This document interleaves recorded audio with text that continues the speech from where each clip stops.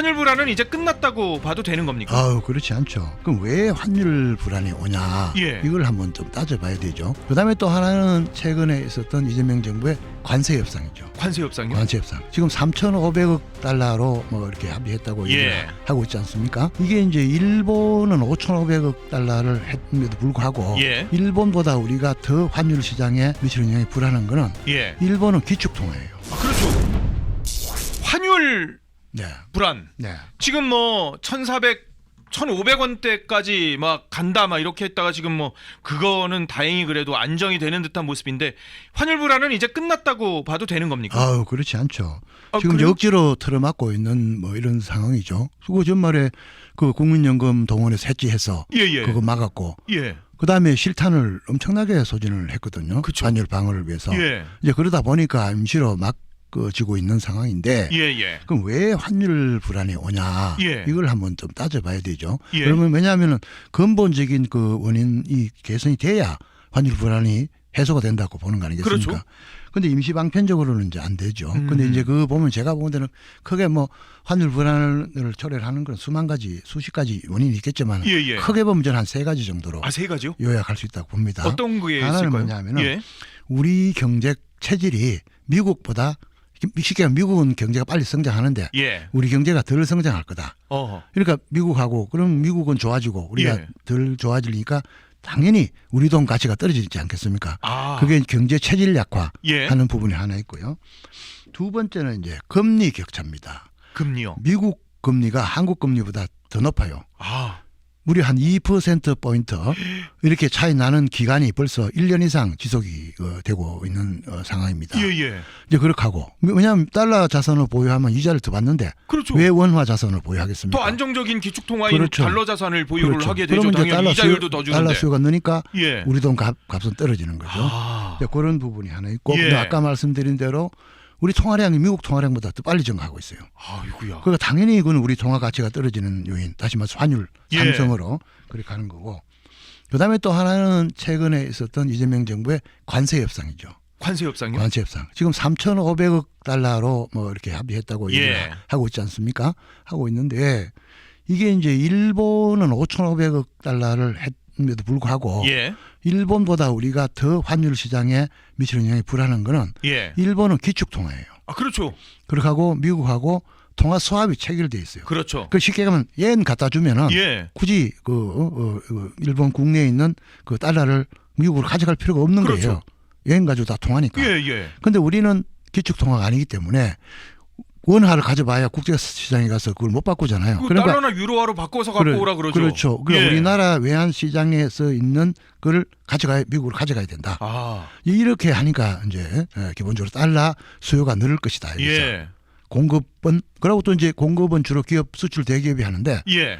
환율 오를 것 같으니까 계속 안 가지고 돌아요. 그렇죠. 시간 늦추면 나중에 더 비싸게 팔 수 있으니까. 그렇죠. 예. 그러니까 들어오는 건 작고 예. 나가는 건 많고 이러니까 환율이 오르는 거죠. 이 세 가지 문제가 근본적으로 해결되지 않으면은 예. 환율 불안은 진정실 수가 없다고 보는 거죠. 야. 그러나 이제 정부나 외환 당국은 예. 너무 한쪽으로 쫙 오르거나 내리면 안 되니까 예. 그거를 이제 흔히 얘기하는 스무딩 오퍼레이션이라고 그러는데 예. 그거 하기 위해서 외환 보유고를 이제 쓰는 거죠. 그렇게 하고 최근에 또 이제 그 국민연금 예. 그 해지를 예. 통해서 그러니까 국민 노후 자금을 환율 방어에다가 이제 쓰는 이런 이제 상황이 벌어지고 있는 것이죠.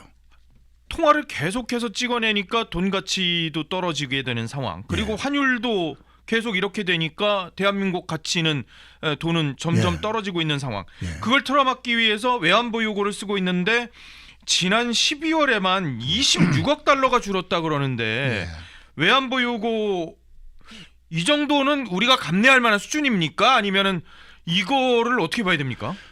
지난 연말에 과도하게 그 개입하기 위해서 소진을 했죠. 과도하다고 과도하게. 표현을 하시는군요. 왜 그렇게 했냐 보면 예.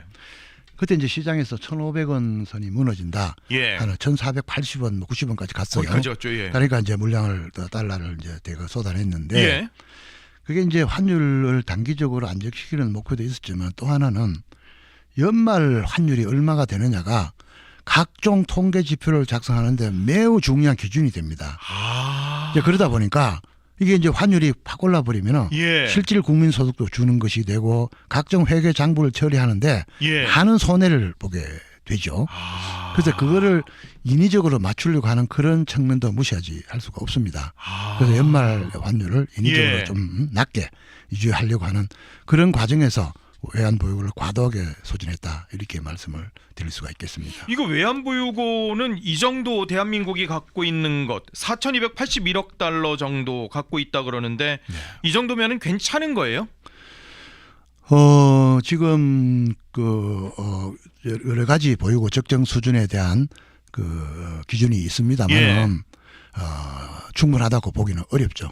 오. 예, 그래서 물론 이제 과거 우리가 IMF 그 외환위기 당했을 때 예. 그때보다는 많이 확충돼 있는 게 사실이고 예. 또 우리 자산이 지금은 그 순채권국입니다. 예. 쉽게 얘기하면 우리가 지고 있는 빚보다 우리 그 자산이 해외 빌려준 게 더 많다는 거죠. 더 많이 가지고 예. 있으니까 그때하고 단순 비교하기는 어렵습니다만은 예. 지금 IMF가 권고하는 그 기준에 비해서는 좀 모자라는 뭐 이런 상황이다 이렇게 생각을 합니다. 그래서 지속적으로 이거를 확충을 해야지 예. 계속해서 소진하는 것은 바람직하지 않다 이렇게 보고 있습니다. 근데 이재명 정권 들어서 부동산 대책을 내놨었는데 그런데도 그 부동산 대책의 핵심이 결국은 서울 수도권 규제 아니었겠습니까? 예. 그런데 서울 집값 계속 오르고 있고요. 그리고 예상했던 것처럼 월세는 또 막 더 오르고 있어서 젊은 친구들은 지금 정말 고시원을 전전하고 있다라는 기사들이 네. 속속속속 나올 정도의 상황이거든요. 예. 이게 부동산 대책이 제대로 된 겁니까? 아니면은 제대로 됐는데 일시적으로 이렇게 힘들어 하고 있는 겁니까? 제대로 안 됐죠. 왜냐하면은 우리가 이제 과거 통계를 이렇게 보면은 예. 그 이제 진보 좌파 정권이 들어올 때마다 부동산 가격이 올랐죠. 폭등을 합니다. 예. 그 노무현 정권 때 이제 그 전고점을 최고가 그 전고점을 한번 찍었고요. 예. 그 다음에 이제 그 이명박 정부, 박근혜 정부 때도 이렇게 조금 안정돼 가다가 예. 그다음 문재인 정권 때 또 폭등을 했어요. 폭등했죠. 예. 예. 그리고 하고 이재명 정권도 또 폭등을 계속 해요. 오르고 있죠. 그럼 진보 좌파 정권이 올 때마다 왜 이렇게 부동산 가격 폭등을 할까? 예. 거기에는 원인이 있습니다. 그건 그래요? 예. 왜냐하면은 진보 좌파들은 기본적으로 집 가진 계층을 저건 뭔가 예. 좀 제약시 내지는 부도덕한 예. 이런 시각으로 보는 시선이 있어요. 그러다 보니까 이 규제를 이제 하려고 예. 하겠죠. 예. 세금을 더 매긴다든지 뭐 등등 뭐 이렇게 하다 보니까 규제가 강화되면은 공급이 줄 거 아니야? 예. 그럼 집값 오를 것이야. 이게 이제 시장이 이제 학습을 통해서 이제 반응을 그렇게 하고 있는 것이죠. 예. 그래서 이제 이재명 정부가 들어서자마자 그런 시장의 기대 때문에 값이 오르니까 예. 대출 규제하고 무슨 뭐 토지거래 허가제를 도입하고 등등의 각종 규제를 쏟아냈잖아요. 예. 그러니까 시장을 어떻게 보복을 합니까? 아하. 똘똘한 한 채로 보복을 하는 거예요. 예. 그래? 오케이. 그 1가구 1주택에 대해서는 여러 가지 혜택이나 규제를 하는 게 한계가 있다고 보기 때문에 그렇죠. 그러니까 이제 그럼 또 전부 똘똘한 한 채 해가지고 강남이다, 소위 한강 벨트다 예. 이런데 이제 값이 천정부지로 이제 오르지 않습니까? 예. 오르다 보니까 어떻게 되냐? 그 옆에 있는 무슨 지역구는 옆 바로 동네 저게 10억 하는데 우리는 그래도 한 8, 9억은 돼야 되잖아. 그렇죠. 이러니까 이제 그 파도처럼 이렇게 올라가는 맞아요. 이런 현상이 이제 벌어지는 거죠.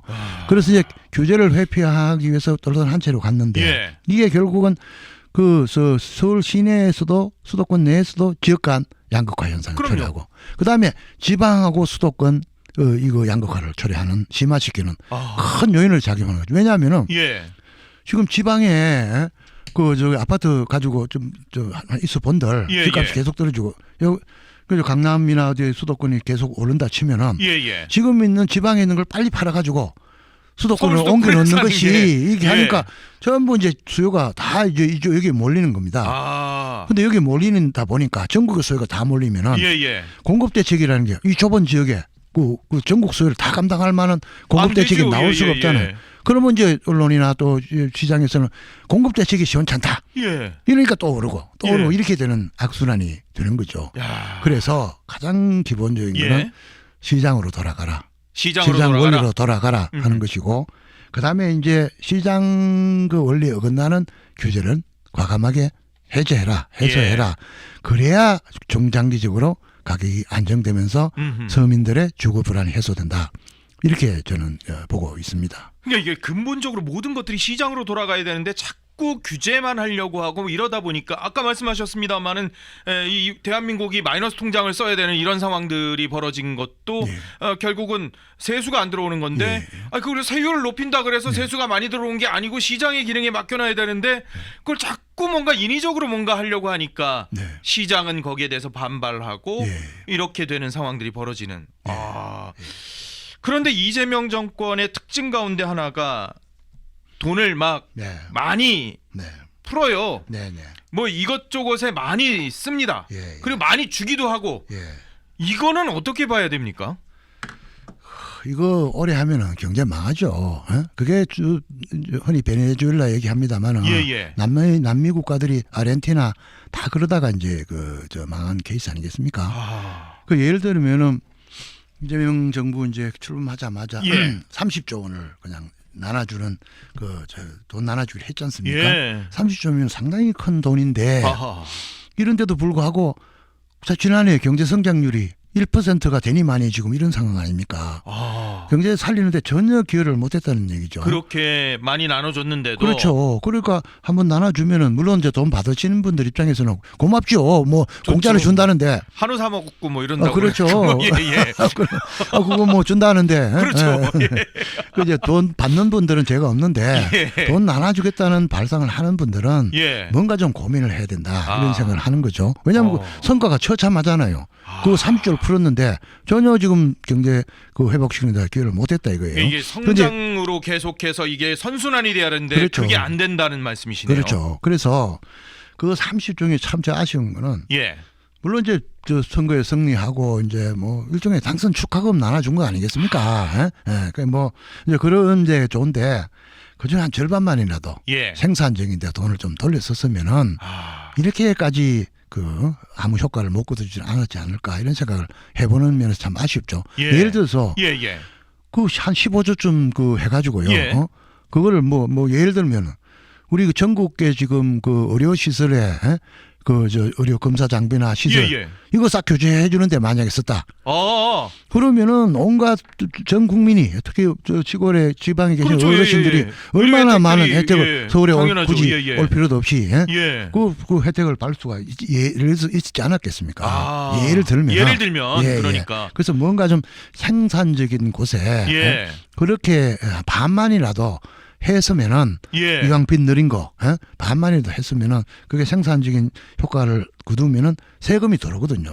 경제가 성장하면서 지금 이거는 이러면 세금 하나도 안 들어오고 그냥 소비돼 버리는 날려버리는 이런 결과가 초래되다 보니까 그러니까 이번 한 번을 교훈 삼아서 다시는 저는 이런 정책을 펴면 안 된다. 이런 생각을 하고 어려운 계층을 위해서는 딱 타겟팅을 해서 그 계층한테 좀 집중적인 혜택을 갈 수 있도록 필요한 사람들한테 그게 맞죠. 그렇지 않고 그냥 헬리콥터에서 돈 뿌리듯이 이렇게 하는 거는 그거는 지양해야 된다 이렇게 생각을 합니다. 그렇게 돈을 뿌렸습니다만 아까도 말씀드렸습니다만 국방부한테는 아직까지 돈 못 준 것도 이렇게 1조 넘게 그러니까 그 30조 중에 이거라도 먼저 이거 국방이 이거 엄청나게 중요한 거 아니겠습니까? 이거 참